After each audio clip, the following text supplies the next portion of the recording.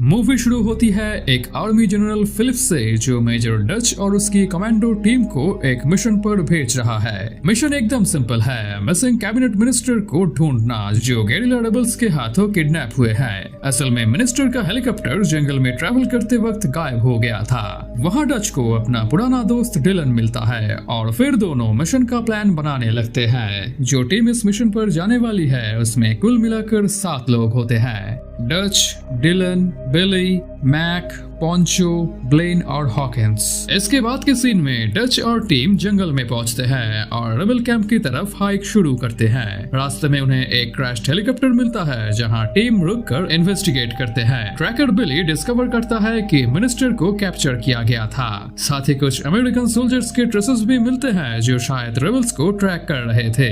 इसके बाद बिली को ट्रीज के पीछे कुछ अजीब मिलता है, चमड़ी उधेरी हुई 3 बॉडीज जो लटके हुए हैं। मैक को नीचे से एक डॉग टैग मिलता है जिसपे नाम लिखा है जिम होपर। डच कंफ्यूज होकर इस बारे में डिलन से पूछता है, लेकिन डिलन कहता है कि उसे कुछ नहीं पता। इसके बाद टीम फाइनली रेबल कैंप तक पहुंचती है। डच एक ट्रक में बॉम्ब प्लांट करता है और ट्रक को कैंप में पुश करता है। एक बड़ा एक्सप्लोशन होता है और उसके बाद शूट आउट शुरू होता है। इस शूट आउट में सभी रेबल्स को मार दिए जाते हैं। कैंप में कोई लिविंग हॉस्टेजेस नहीं मिलते सिवाय एक टेरिफाइड यंग गर्ल एना को छोड़ के। डच समझ जाता है कि उन्हें सेटअप किया गया था। असली मिशन सिर्फ रेबल कैंप डिस्ट्रॉय करना था, न कि मिनिस्टर को रेस्क्यू करना। डिलन एडमिट करता है कि डच और टीम सिर्फ मोड़े थे। हुपर की टीम के मिसिंग होने के बाद डिलन ने डच को कांटेक्ट किया। खैर फिर वो लोग एक्सट्रैक्शन पॉइंट की तरफ बढ़ने लगते हैं और हमें पता चलता है कि कोई उनका पीछा कर रहा है जो उनकी बॉडी ही डिटेक्ट कर सकता है। अचानक एना डिलन को ट्री लिम्ब से हिट करके एस्केप करने की कोशिश करती है। हॉकिंस उसे पकड़ लेता है, लेकिन एक डिस्टॉर्टेड ह्यूमनॉइड आता है और हॉकिंस को मारकर ले जाता है। एना खून से भीग जाती है और एक्सट्रीम शॉक में आ जाती है। पॉन्चो पूछता है कि क्या हुआ और एना कहती है कि जंगल ने उसे ले गया। कुछ दूरी पर टीम को हॉकिंस की बॉडी मिलती है जो देखने लायक नहीं था। तभी ब्लेन जो M134 मिनीगन कैरी करता है एक अनजान लेजर ब्लास्ट से हिट होता है और मर जाता है। ये देख के मैक जल्दी से वहाँ पे पहुँचता है और उसे दिखाई देता है एक ब्लडी ह्यूमनॉइड फिगर जिसका आईज ग्लो कर रहा है। वो पहले अपनी गन उसके ओर खाली कर देता है और फिर ब्लेन का M134 उठाकर अंधाधुन फायर करने लगता है। हमें दिखाई देता है कि वो ह्यूमनॉइड फिगर भाग रहा है। इसके बाद पूरी टीम आ जाती है और सभी अंधाधुन फायर करने लगते हैं। कुछ देर बाद वो लोग फायरिंग रोकते हैं। उन्हें पता चलता है कि ब्लेन के वुंड्स में कोई गन पाउडर या बुलेट मार्क्स नहीं है। खैर इसके बाद बॉडी को वो लोग कवर कर देते हैं। एना को जंगल के पत्तियों पर ग्रीन ग्लोइंग फ्लूइड दिखाई देती है। इधर हमें एक ट्री ब्रांच पर वो ह्यूमनॉइड डिस्टॉर्शन को दिखाया जाता है जो अपने कैमोफ्लेज डिवाइस को ऑफ करके विजिबल होता है। गोलियों से वो इंज्यूर्ड है और उसका ब्लीडिंग हो रहा है जो कि ग्रीन कलर का है।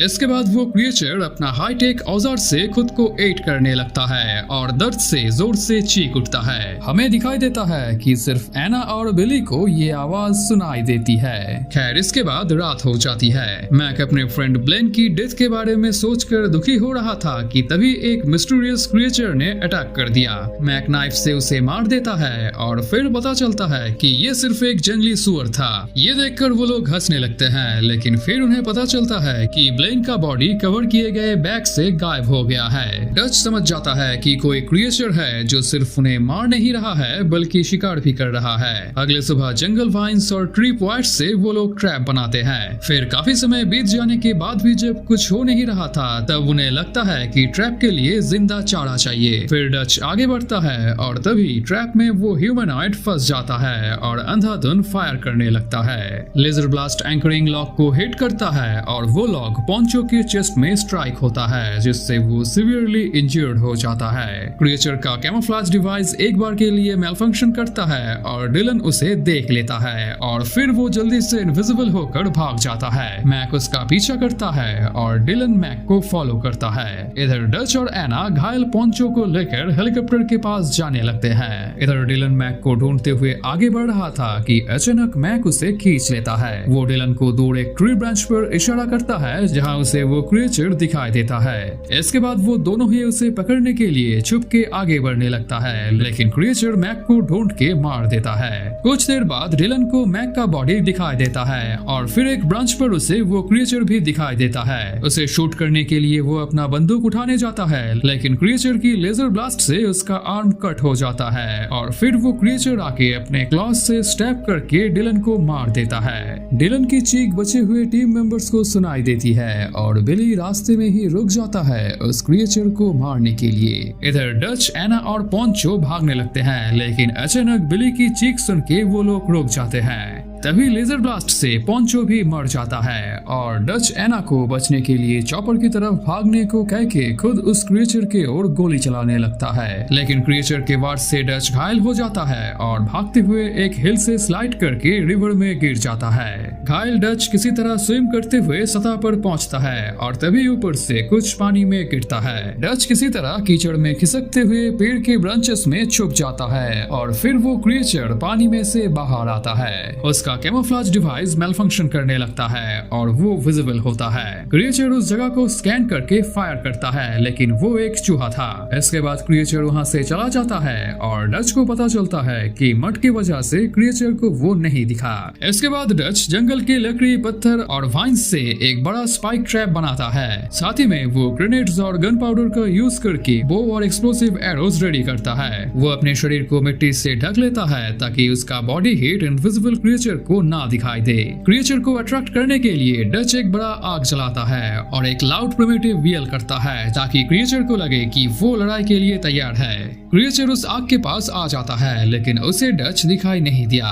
इधर डच ऊपर से एक्सप्लोसिव एरो चलाता है और ब्लास्ट से उसका कैमोफ्लेज डिवाइस डैमेज हो जाता है। वो क्रिएचर चारों ओर अंधाधुंध फायर करने लगता है और फायर से डच पेड़ से गिर जाता है। कुछ देर तक भागने के बाद क्रिएचर डच को पकड़ लेता है और फिर लड़ाई शुरू होती है।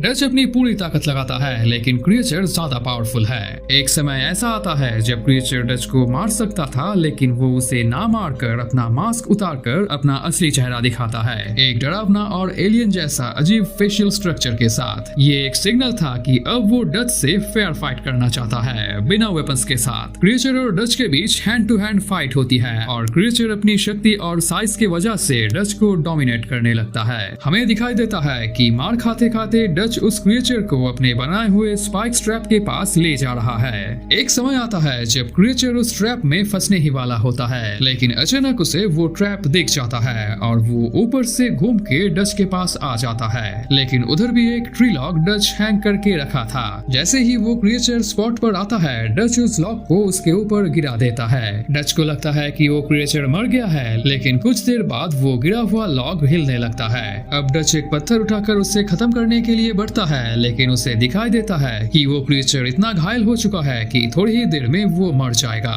डच उसे ना मारकर पत्थर को फेंक देता है और उससे पूछता है कि तुम आखिर हो क्या। क्रिएचर उसी बात मिमिक करता है और फिर वो अपना रिस्ट पैनल ओपन करके एक टाइमर एक्टिवेट कर देता है, जो एक सेल्फ डिस्ट्रक्ट बॉम्ब होता है। डच तुरंत भागने लगता है और क्रिएचर एक क्रिपी हंसी हंसने लगता है। फिर अचानक एक बड़ा न्यूक्लियर लेवल एक्सप्लोशन होता है जो जंगल के बड़े हिस्से को जला देता है। ये एक्सप्लोशन चॉपर से जनरल फिलिप्स और एना को दिखाई देता है और चॉपर वहाँ पे लैंड करता है। वहाँ एग्जॉस्टेड और इंजर्ड डच मिलता है और इसके बाद चॉपर डच को उठा लेता है। इसके बाद के सीन में चॉपर में एना और डच एक दूसरे के सामने बैठे हुए होते हैं और चॉपर जंगल के ऊपर से दूर चला जाता है और इसी के साथ ये मूवी खत्म हो जाती है।